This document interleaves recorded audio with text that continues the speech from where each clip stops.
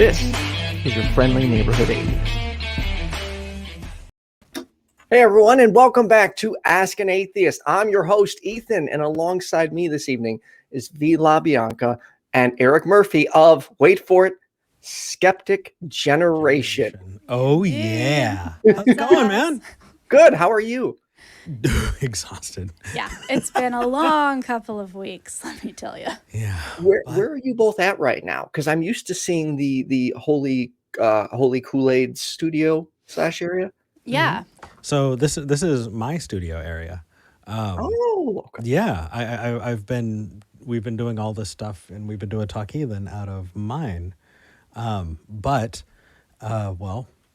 we needed to give back everything. And so now we're starting over, and we've got some amazing supporters who have been just really, really awesome in helping us get, different things. And even Thomas, Holy Kool-Aid has let us borrow these mics when we need to. And it's been really, really good. So while we're kind of getting our feet under us, it's been interesting. Yeah. It's probably going to look something like this for the first couple episodes, just because we don't have too much yet, but we're making do with what we are. I moved, and I still haven't gotten mine set up. Yeah. And I feel it makes you feel like, I'm not looking as professional. I used to have this nice background. Now I don't. It's driving me nuts, but I just haven't had the time to finish it up. Oh yeah, no, it's a whole thing. Setting up the studio, I'm finding, is a lot of work. It's not just setting up the studio; it's finding workarounds for the gear that you have, and just because you might know one way of doing things, doesn't mean you can use that method when you don't have that gear anymore. So just finding ways to deal with things, and then also building the intro, building the outro. That intro, right, was sick. Like, I'm about to ask when you're not as busy if I can pay you to make me an intro, because that was really, really nice. Thank you. Yeah, I actually went in and rotoscoped us out of different, like we took video of ourselves with this white background, and then I rotoscoped each of us out, and then we found a video. Rotoscoped? Mm-hmm. What's that? So rotoscoping, just imagine you're looking at actual like film off a film reel, right? And you went in with an X-Acto knife and you cut out, whatever it is that you're doing. So let's say you're cutting a person out. So in the software, you're actually going frame by frame and cutting out that person. And is so it hard?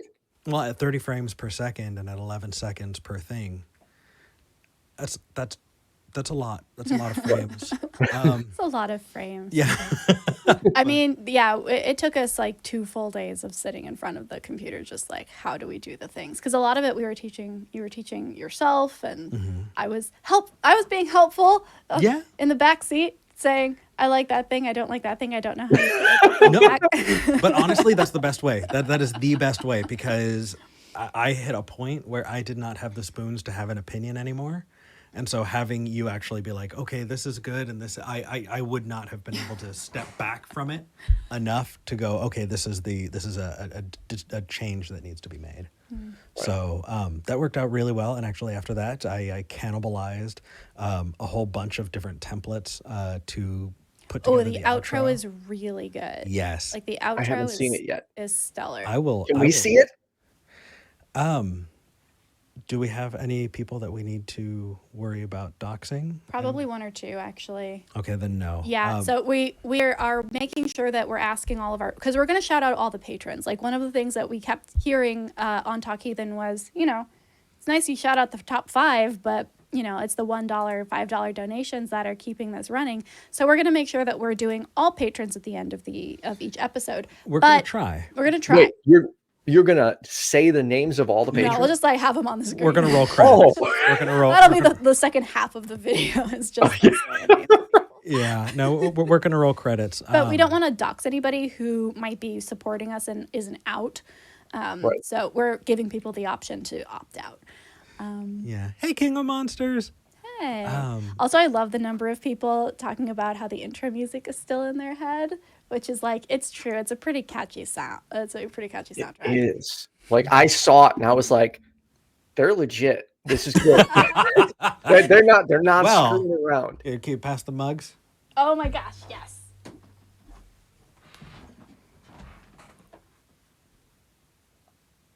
Who did the logo? That looks really cool. We did. Yeah, we sat together, went over it, and Yep. again, it was mostly just sitting and you being like, I like this, I don't like that, and then making adjustments, and we Yeah. But we've got a merch store on Redbubble. So we ordered 2 for ourselves so that we could have them during the show. But we've got T-shirts and we have the Book of Eric. Yeah, you can buy a copy of the Book of Eric. Today we got 250 buttons that we're going to be sending to people who have been sharing our intro and who have signed up on Patreon. So. Yeah, it's like we don't have much. We can't afford much. We're doing everything we can, but we have buttons, and we're really like we're trying to get that. Those. Yeah. But Ethan, we're like jumping like way out of format. I'm realizing. So oh yeah, No, seriously, that's so fine. sorry. Honestly, it's we're more just like fun. catching up, man.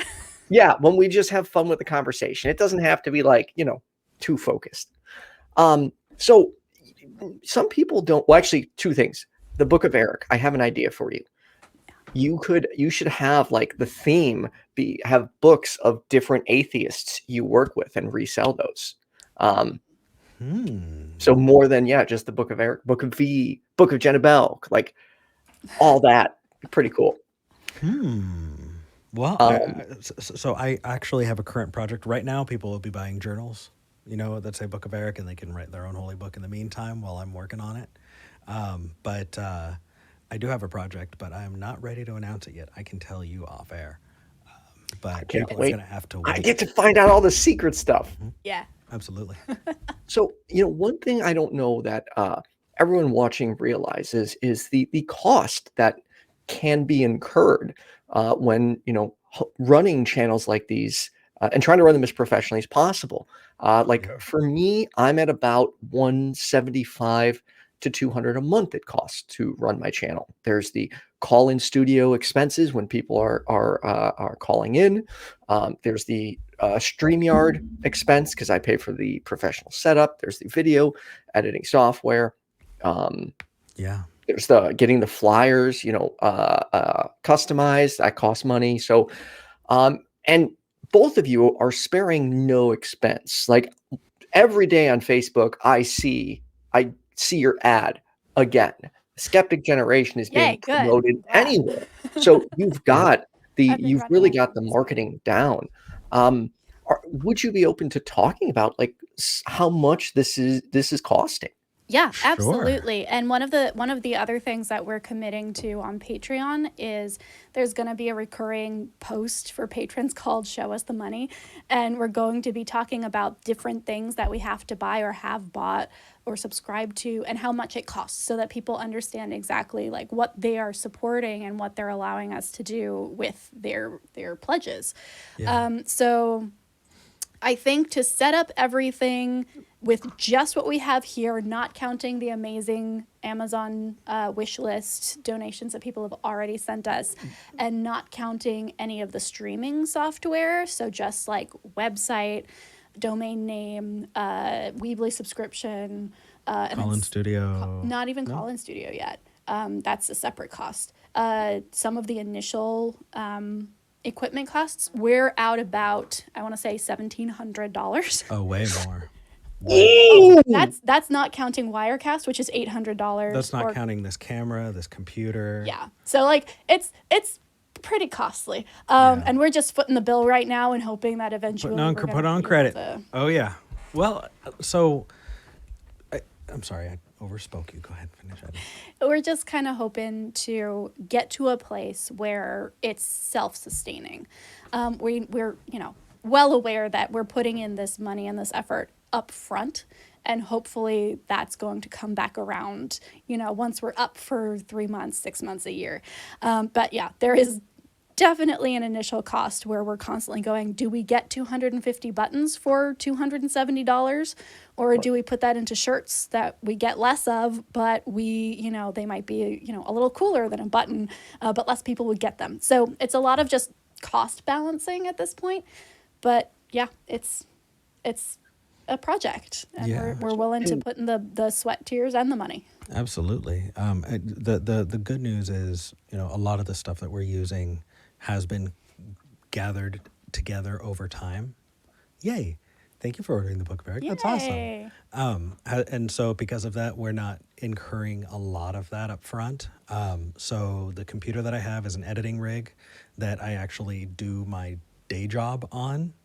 And it has everything for streaming. It's what we've been connecting for streaming for lots of things, and that's a several $1,000s rig. The camera that we're speaking into, I got about 2 years ago. Still paying it off, but it was a $4,000 camera. Damn. It's expensive. These mics that we're borrowing Thanks, are really, Kyle. really, really nice. But The mics are gonna we got an amazing donation, so we're going to be able to afford mics, but that's $1,000 on the mics. just themselves, yeah. So it's a lot. It is. Like, I was fortunate, like with my full-time job, that kind of helps fund what I'm doing. And that's scary because if I lost my full-time job, I don't know how I would maintain this channel currently. I mean, it's fortunate. I do have some patrons, which I really appreciate, but it costs money. That's for sure. Really YouTube does. monetization helps, but you got to be careful with that because you have to make sure you're reporting it all actively. Right. Well, okay, sorry, you should be reporting everything. Anyways, so you already have 1,000 subscribers. So you've got 50% of the monetization process done. At this rate, I'm thinking you'll get those 4,000 watch hours in a month or 6 weeks at tops, and you'll be monetized in no time. Here's I mean, the hoping. momentum you currently have is pretty friggin' awesome. Well, we're hoping. I mean, I'm dying to get back in. I haven't been on air. I haven't. This is the first time I've been in front of a camera doing a stream. For like a month. Yeah, for like that's why I'm wearing the Hawaiian shirt. I've been on vacation, obviously. I love Hawaiian chilling. shirts. You still It's just been super, super chill, but I'm dying to get back. Yeah, same. I'm going to be on the Transatlantic CallIn Show on Saturday, filling in for Arden. So that's going to be a lot of fun. And it's going to be my first CallIn show in, about a month. So it's going to be really nice to be back in the format. We have some amazing people who have already promised to give us a call and wish us well on Sunday. So you'll be getting lots of cameos from other YouTubers, other content creators on the show as well. So we're excited about that. Yeah, that's good. but Wolfheart wants to know how the name Skeptic Generation came about. So, Skeptic Generation is something that we've been tooling around for a very, very long time, wanting to do something and just kind of playing with that idea. And we've been kicking around names for a long time. We've been kicking around names for a long time. I can tell you exactly how Skeptic Generation came around.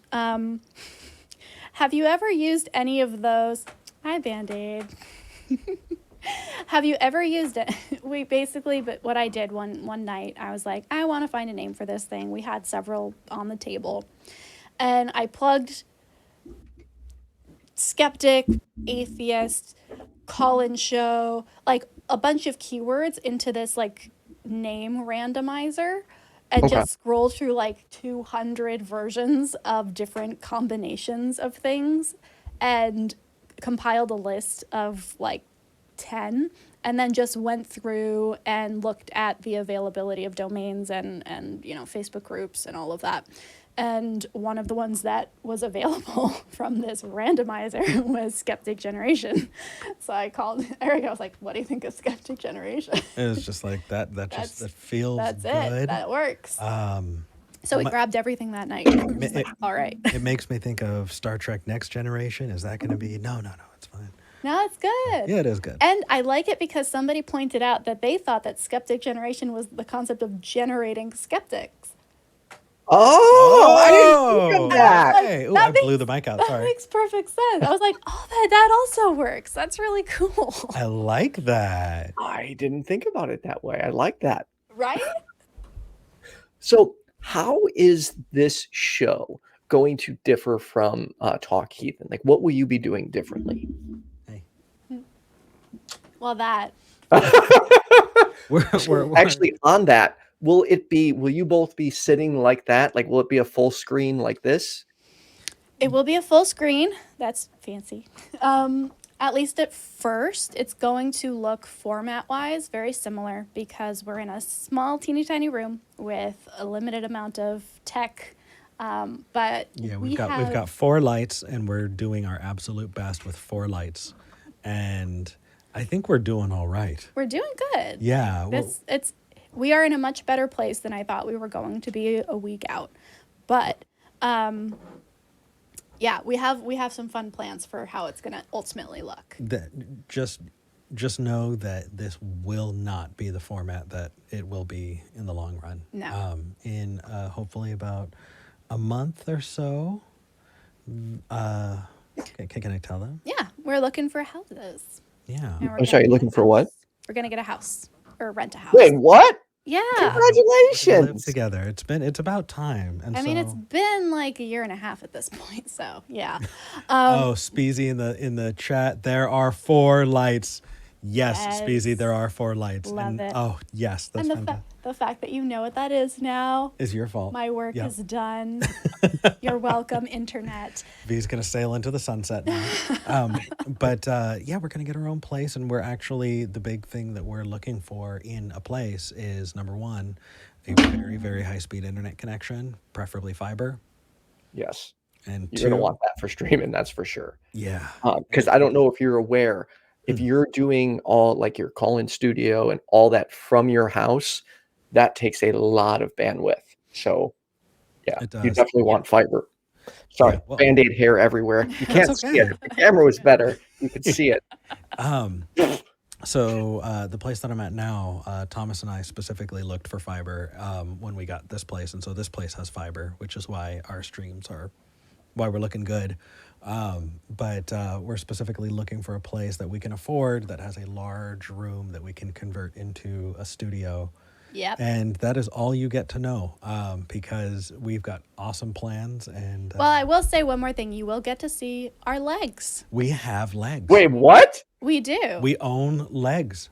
I We don't didn't just know cut off. that. yeah. Like as I had specified before, when you meet YouTubers in person, you're expecting them to be just walking up with the mic and the upper half of their body. They don't have legs as far. So when you see them, you're like, you are an entire person. Yep. You've got like mass and depth. What is Yeah. this? The very first thing you told me was, wow, you're taller than I would be. No, was the actually, first- I'm just shorter than are. everybody thinks I am. And so by contrast, you look taller. Eric, I had saw one picture of you with like hugging a few people, and the way it was angled, and I was like, oh, he's probably like around 5'7", 5'8", and then Jenna's like, no, he's tall, and then I saw you, and I was like, I'm looking up to Eric Murphy, he is tall. I mean, I lean in on pictures, when I'm just so I'm not, but Yeah. But as far as format goes, we're going to start out looking pretty similar. But as we grow, and especially as we get a place with a bigger space, we are going to start doing something that's different from any call-in show that is currently on the internet.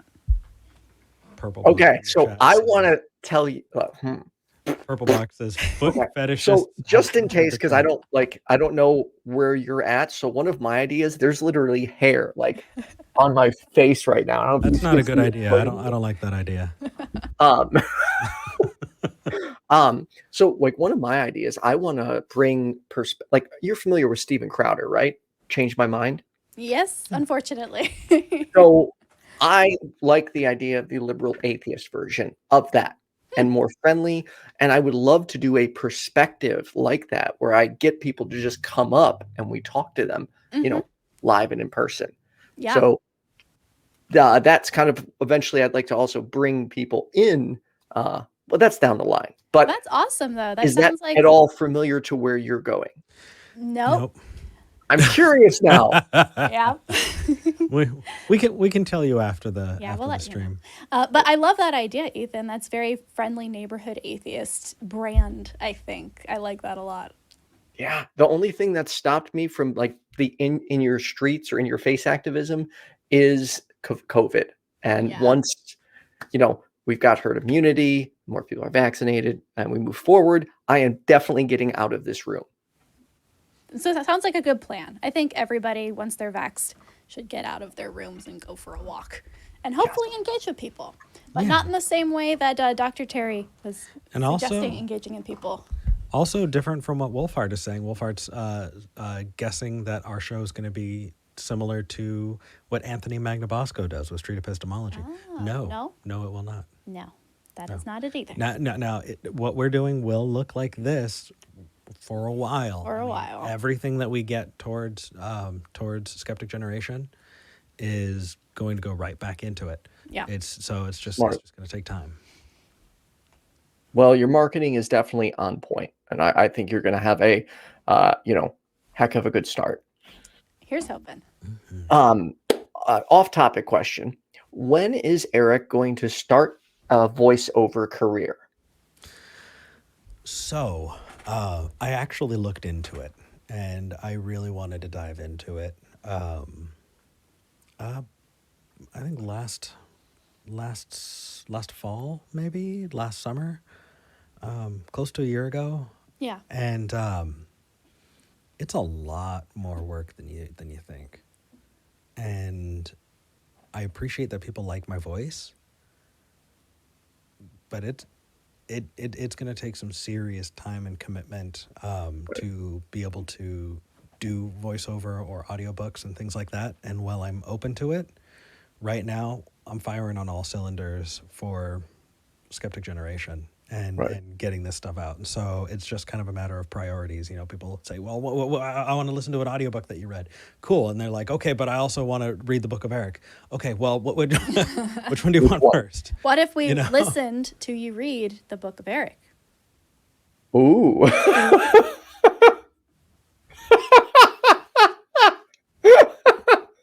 Et tu, Brutus?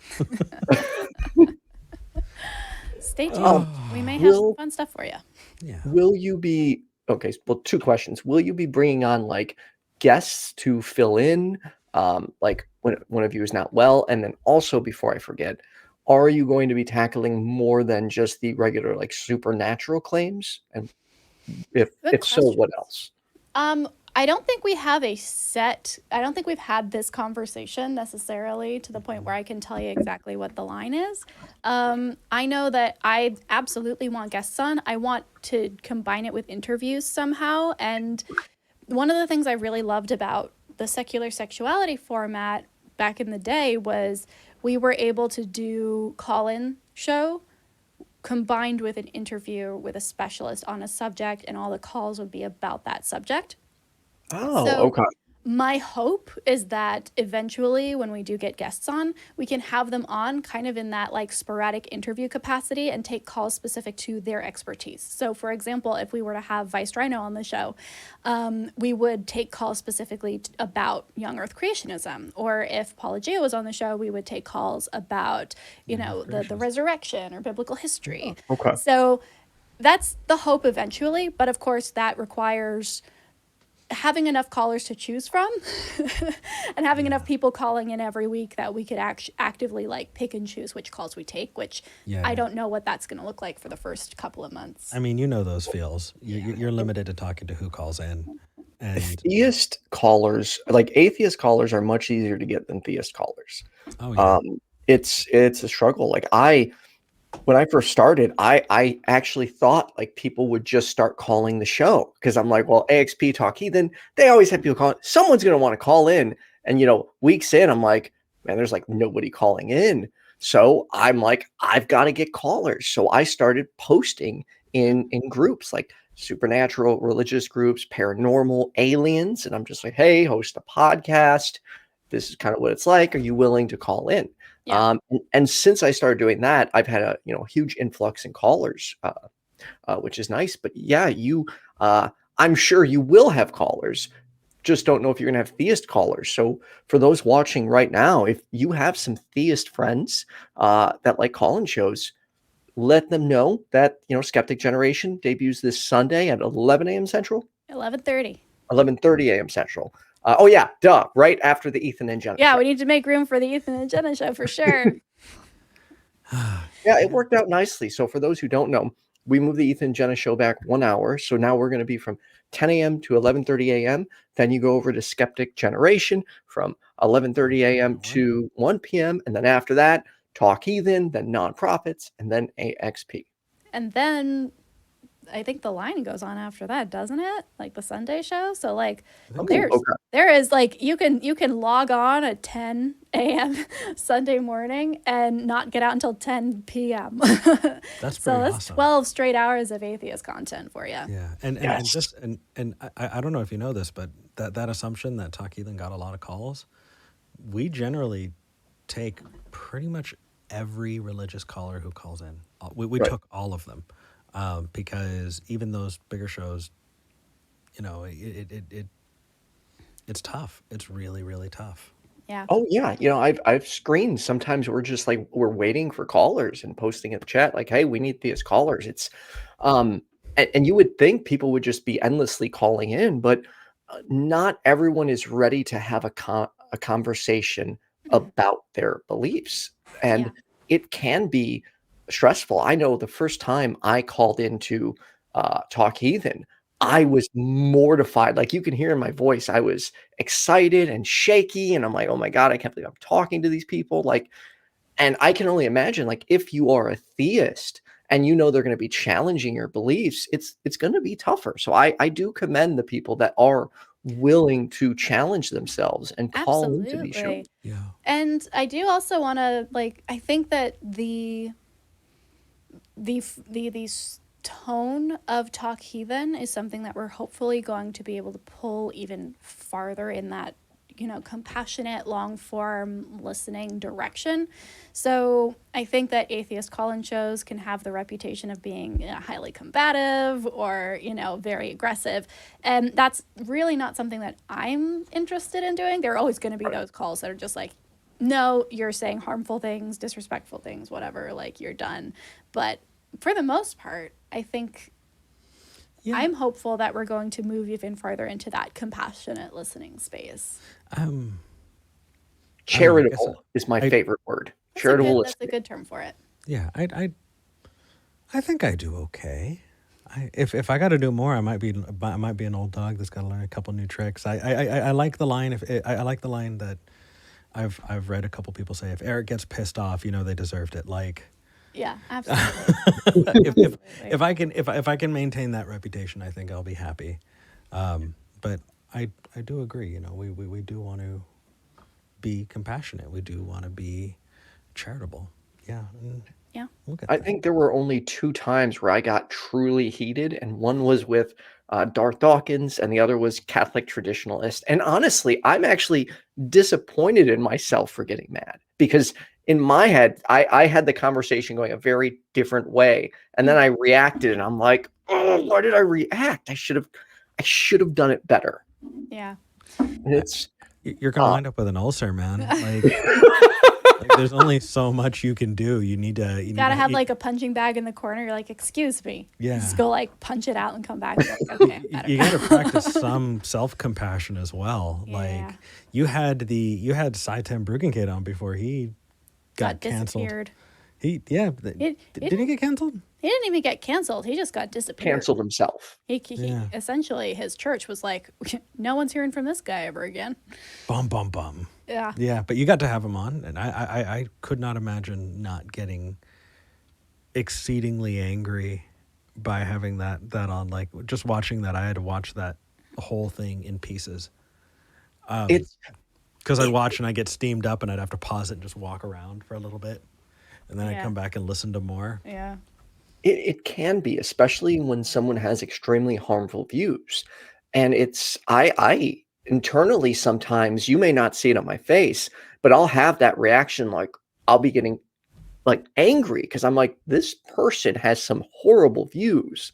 But to me, I'm like, okay, if I get angry, what is that going to accomplish? Like, I need to just keep listening and hopefully be as charitable as possible. And maybe one day by just being more patient, I'll get through to one of these people. That's my hope. Yeah. Well, that's the most we can do, honestly. So. Yeah. So what else would you like people to know about Skeptic Generation? Oh my gosh. Okay, that's a whole lot. Oh my gosh. Oh my gosh. What do we want people to know about Skeptic Generation, V? I feel like I've been in Skeptic Generation headspace for like 2 weeks, so I assume people know all the things that are in my head. So we're trying really hard to get people involved and invested. A lot of free merch opportunities. One thing that is currently happening is the first 100 people to share the intro on our YouTube channel get a free button pin. We're sending those out in probably a couple of weeks once we have everything all tallied up and we've got all the supplies we need to mail those out. And the postage. Because some of those people are not in the U.S. Nope. And that's Ooh, gonna that can be expensive. Yeah. But another thing that we're going to be doing is a flyer campaign. Oh, are we going to announce that? Yeah, you should. Just because, I mean, we need to refine our pitch anyway. So this is a work in progress. So we have some flyers made up, and we are going to ask people to print the flyer out, post it up somewhere, take a picture, and tweet us the picture. And we'll pick a picture and send them stuff. Yeah. Send them merch. It's something that I kind of pushed out a couple of years ago, and it was nice, and I've wanted to do it again since, and that's something that we already have underway. So we're going to be actually pushing that on Sunday. Yeah, we're going to be announcing that. So that's another way to get free merch. Probably fewer than 100, but I think we're going to try and get shirts and like sign the shirts and send those out to the people who we choose. We also, do you want to tell them about the other Eric? Sorry, the other Eric? If anyone has any for Eric and V, tag my name. Okay. Wait, the other Eric, what's that even mean? No. Nope. Can't. Not yet. Not yet. That's like is this like a Universe 2 Eric? Like a Jekyll and Hyde situation. Eric 2, Electric Boogaloo. No. No, it's its own thing. It's its own thing. But let's hold off on that one. Okay. But we are really, really excited about it. I know what I want people to know about it. If you've been watching us on Talk Heathen, if you've been watching V do, secular sexuality, Talk Heathen, and all the other stuff, or watching me and my debates and all of that, we have a lot of people who became invested in us. And they liked seeing us do what we do. And we're going to keep doing that. Even while we're saying, oh, hey, the set is going to look different. That's because the set is going to look different. And we're going to be adding things in, but we're not going to be taking away what people know and love about us. And that is the conversations that we have and the open, attitude and way that we take those things on. And so I do definitely want people to know that it's not the end of seeing us in that capacity. Mm-hmm. We're going to be moving forward. That's why we're going to be doing a call-in show format. That's why we're going to be doing this flyer campaign. That's why we're getting the word out, is because we do want to keep doing what people know and love. Yeah, we just want to make good videos and have good conversations. Yeah. And if you want to watch good videos and have good conversations, then Skeptic Generation is probably for you. I like this comment. Conversations. Conversations. Nice. Oh, and also our line for the show. We are the Skeptic Generation. And we need to talk. Oh, so when you said we need to talk on Twitter, that was the new tagline for the show. Yep. That's the time. Yeah. Tagline for the show. I tweeted that out, and the reaction that got was amazing. So many people just being like, what did I do? It was the way it was worded, I took it as a negative. I'm like, what are they going to say? Like just that alone. Well, and that's it. We need to talk. Like on like But like, no, we need to talk. We cannot stop talking. It is a problem. yeah. Kaitlyn wants to know a question for Skeptic Generation. What would they say is their biggest need for studio stuff? If they want to answer, of course.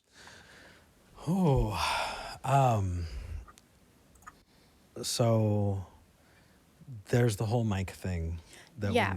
do you want to explain it? I feel like I'm gonna bungle it. Yeah. You'll just get super excited and talk about things that people don't understand unless they're also tech nerds. So essentially we're borrowing these, and we eventually do want to get these kinds of mics.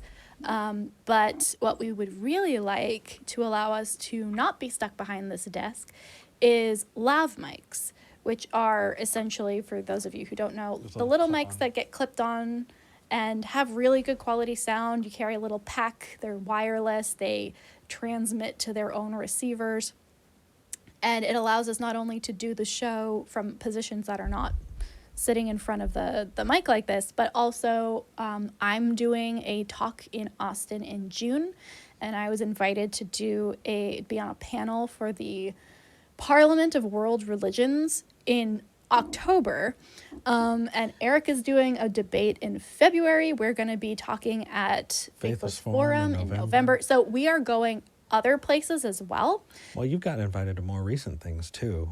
Yeah, and those mics are going to be very helpful in helping us capture that audio and showing you guys what we're doing so we can upload them, because like the places that host these things don't have good audio ever. No. If you look at the David Wood debate that I did, it's actually on Matt's channel still, I believe, and the audio was atrocious. The only reason the sound was good was because Matt was like, "Hey, I've done this before. You need to bring your own audio stuff," and so we laved up ahead of time, with stuff he brought. And I went and did a debate in Tennessee, and I was just like, "You guys got audio stuff handled, right? Because I'm going to need a copy." They're like, "Oh, yeah, we totally got it." It's like, okay, cool. I got there. They set one Yeti mic in the middle of a table and 5 people all the way around. And then the whole room, the audio was so atrocious. I can imagine. There's a fan who's an audio engineer who actually spent a lot of time just trying to make it listenable before we were able to put it out. And you can actually watch that on Matt's channel too, I think. And that debate was, it's so hard to hear. And that is often the case, especially at live events and things like that. You go and you'd expect good quality, especially when they put a lot into, the production, the stage, the mics and all of that. That doesn't mean that they're recording it. And if they are recording it, that doesn't mean that they're actually tapped in to the source. They might be recording from the back of the crowd, right? And it's just terrible. And so so lav mics are right now the most important thing, and they are on our Amazon wish list. Yeah, they're at the top. They're at the top. We just added them. How much are they? So it totally depends on what you want out of them. Are they really? Sorry, are they as good as like the mics you have now though? Like, from my understanding, wired are just the best. Yes, and it depends what you want out of it. So lav mics, you are losing some quality. But what you're gaining is the ability to move around. We used to do the shows at the ACA with lav mics before we got stationary mics. It just totally depends on what you need. But because we're going to be in our own home studio, and because we're going to be accounting for the sound and all of that, we're going to be, making sure the room is as treated as we can get it. Those labs are going to be as dialed in as humanly possible. So we're still going to get some really high quality audio out of them. But as far as cost is concerned, it totally depends on what you need. You could go cheap, but the problem is, if you do, number one, they're not necessarily always reliable to connect wirelessly, and so that can be really, really scary, especially when you're doing a live show. Others just eat batteries like crazy, and so you'll be going through hundreds of batteries. Well, also, fair warning, the quality of the battery matters. So when I used to like host karaoke, if I bought like a generic non-name brand battery, I couldn't say not any name brand, but just like a cheap one, I would get more popping from the mic. But when I would use Duracell or Energy, or Energizer, I would get like consistent audio without the popping. So keep that in mind. Yeah. That is really good to know. So we kind of sat down and realized we'd rather get the good mics and cry once instead of get cheap mics and then cry twice, and the second time be when we actually get the good mics. So what we have on the list are mics that have rechargeable batteries that you just put on a cradle and you go, and they're good quality, and because of that they're expensive, but that is our number one thing currently, because as far as the background is concerned, I mean, we have stuff that we can borrow, but we're moving in a month. Yeah. You know, so it's not like we can turn this into something beautiful and then have a show because we're moving. Right. So. Also, I see Dragnot's up here. Hey, Drag. Hi, Dragnot. I saw he your was post just the other on- day. Oh my gosh. He was on YouTube with me the other day. Kenneth, Leonard, and Tangio and Gilliver. Yeah, they were reviewing my interview with Justin Downing, aka Khalil, on his journey from atheist. Yeah, I remember seeing that pop up. Yeah, it was definitely very informative, and they ended up wanting to stick through the whole thing. So the stream, longest stream yet, even longer than the Recovering from Religion fundraiser, it went 3 hours and 46 minutes. Wow, that's intense. It's like, and to me, that says a lot about them as people, because you can't get your time back. People's time is very valuable. And the fact that they committed that much time to trying to provide, informative and educational content and willing to do it on my channel means a lot. Yeah. Absolutely. So before we get back to like the actual topic of what Ask an Atheist is about, is there anything on Skeptic Generation we missed? Let's see. It's a live call-in show, 11:30 a.m. Central. Every Sunday. Every Sunday. You can call, Starting this Sunday, first episode. You can call 585 LaMurph. Or you can visit us if you don't want to pay any tolls or anything at tiny.cc/callsg. And you can call right in. Ethan, you're aware of the software that we're going to be using. You absolutely know how that works. Yeah. Other than that, we want to talk to people about what they believe and why. We're doing our best with everything we have to make people feel, that like they're a part of this with us. Because the support now, just has been overwhelming. And you both, like, I've seen it. Like, even I've gotten pulled into private chats, like, how can we help? Eric and V, we want to do this. And I'm just like, wow, like, everyone really wants to make sure you both have everything you need to get this off the ground. We appreciate it so much. wonderful. So just thank you. And if you have an idea for an outro, like closing line, let us know, because we don't have one yet. And that's going to be a really awkward sign off if we're just like, okay, thanks, bye, and run away. Oh my God, we don't have a closing line, do we? No, we need one. Oh, Wait, I thought you had your closing line. That's the opener. Oh, The opener is, hello, welcome to the show. I'm Bianca. I'm Eric Murphy. This is Skeptic Generation. We need to talk. We've got that down. How did you not come up with an intro? Or outro, I mean. We're trying. We're trying, man. you are doing a lot. I suppose it's excused. Chaotic Kitten wants to know if you're going to prefer Theist Callers. I personally, I guess it depends week to week. More often, I prefer Theist Callers simply because most atheists find themselves in a position where they can't have these conversations. You can't have this conversation with a family member and then, have a blowout, or, you're nervous, or you haven't seen these conversations had out. And so you're not able to see those kinds of, philosophical viewpoints fleshed out. And because of that, we're able to have those with more Theist Callers. But at the same time, one of the things that I'm going to be pushing for again is moving away from just the God question.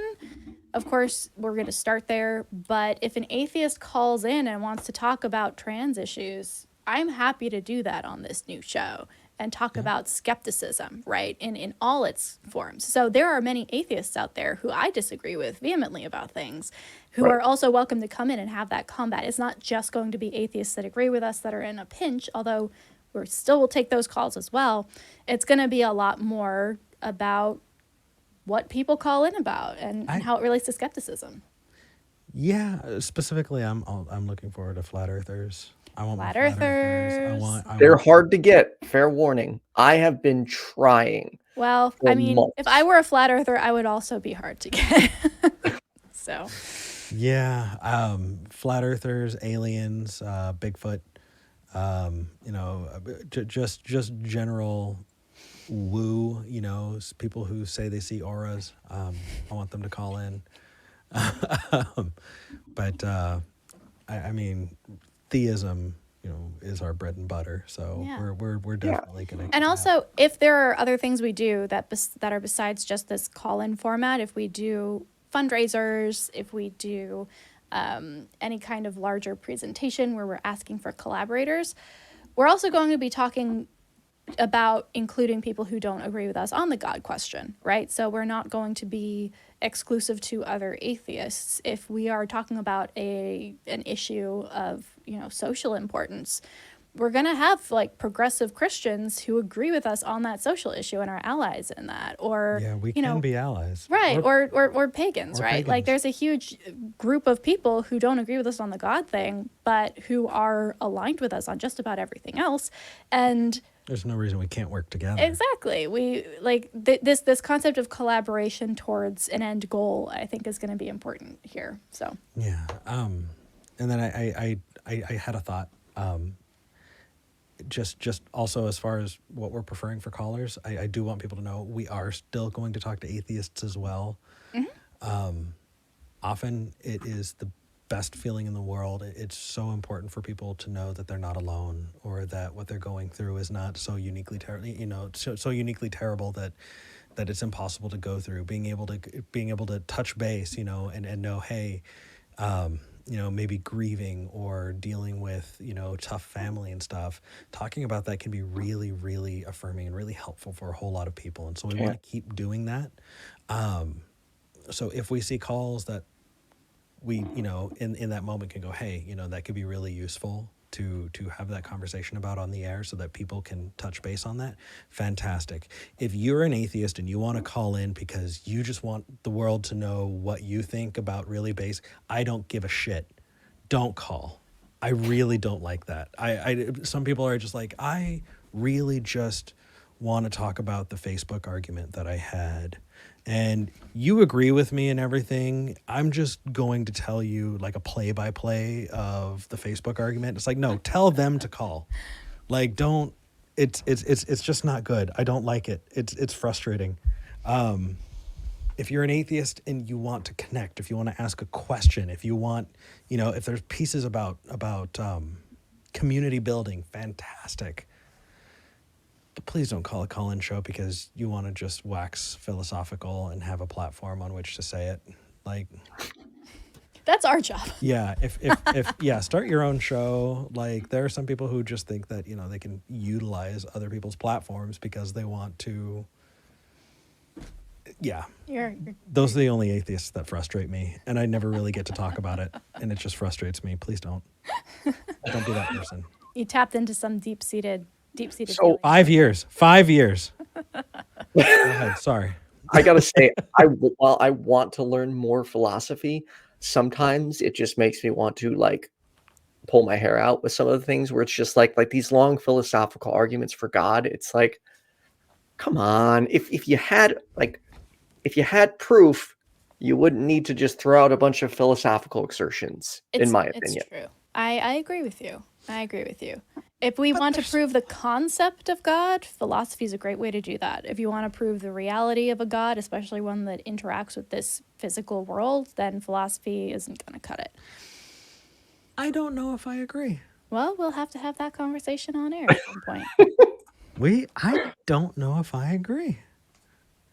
Like in a Bertrand Russell way, okay, but I think that I could be convinced by a good deductive argument that was sound. I don't think one exists, but See, if one but did, I could be deductive convinced arguments very specifically have to deal with things we know about reality. Yeah, so if they were to give you a deductive argument that proved the God claim, I'd be like, well, shit, I guess Right, there it is. because it's based on reality and facts. Exactly.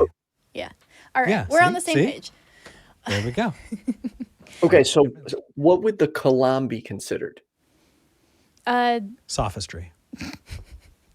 It's an inductive argument, essentially. And so we are not saying things that we know for sure and building off of that. We're kind of implying based on observation, like, oh, this is a thing that might happen. And if that might happen, then this thing might happen. And if that thing might happen, then maybe this thing happens. Therefore, God. Yeah, it also creates this false dilemma in a couple of places that's just not acceptable. It is a really bad argument. It's really bad.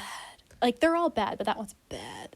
You know, it's I don't get truthfully, why people still use it.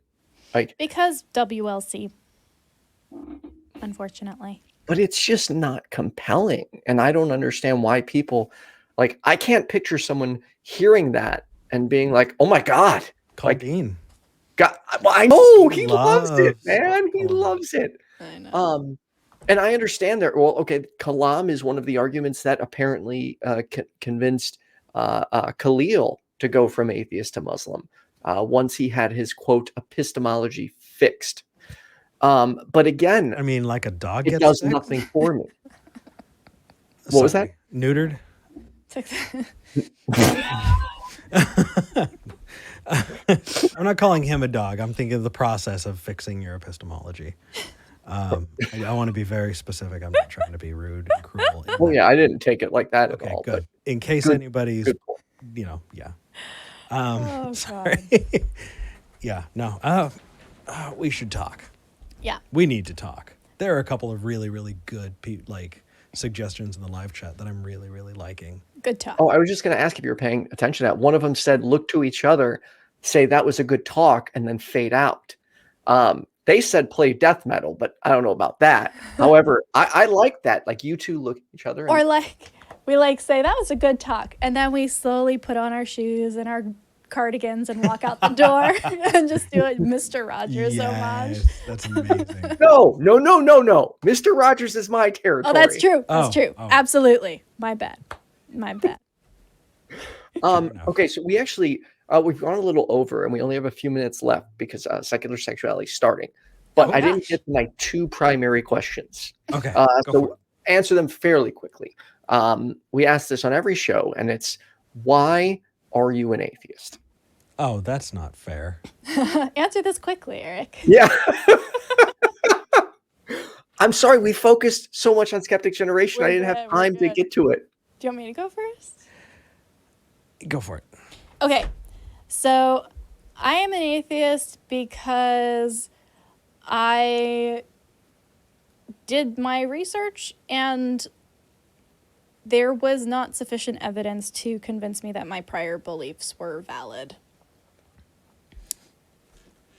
I'm an atheist, obviously for those reasons as well, because I demand good reasons for believing things, and especially when it comes to as intense of a claim as heaven and hell, souls and sin, that there should be good reason to believe something like that, and if there's not, then no. And then lastly, why is atheist activism important to you?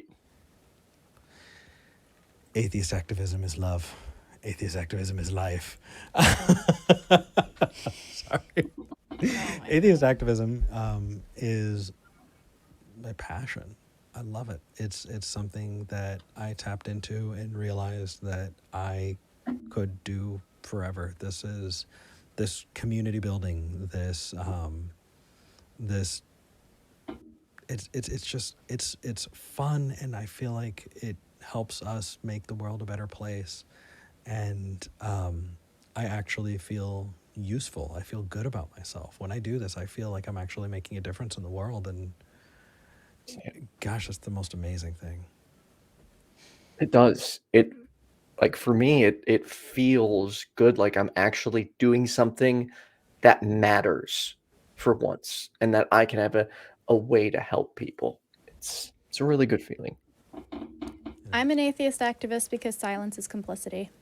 Ooh. Yes, I love that, and that's true. So silence has always frustrated me. The way society and so many people in it are content sweeping things under the rug.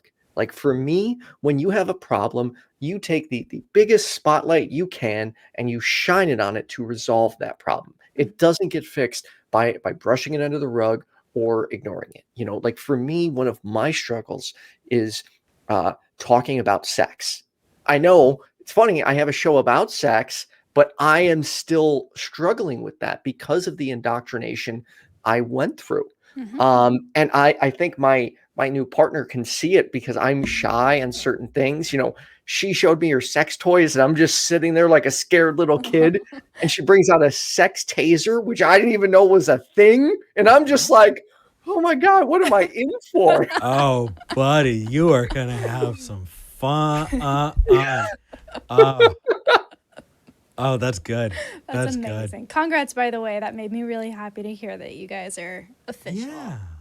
Me too, because I wasn't expecting it. Like it was just a cuddle buddy, literally. We And have then- no idea what that's like. Yeah. We have Yeah. no clue how that happens.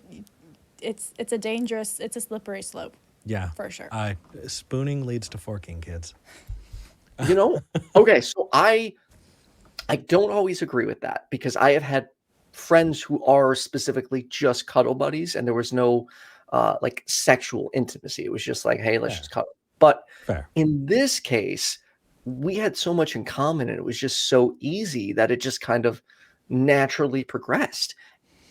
And I've never been with somebody so supportive of my mental health and me as a person in my life. And it's nice. It really is. It's awesome. It is. It's is. like, you're like, do I deserve this? Why are they being so nice to me? And I'm trying to change that mentality because she'll be like, you deserve this. You are a good person. And I'm lucky.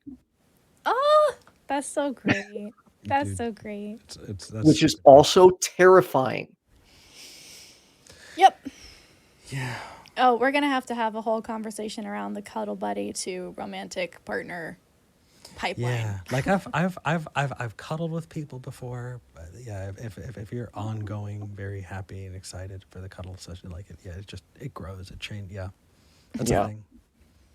Especially like both of our love languages are touch, so we're both very like touchy all the time.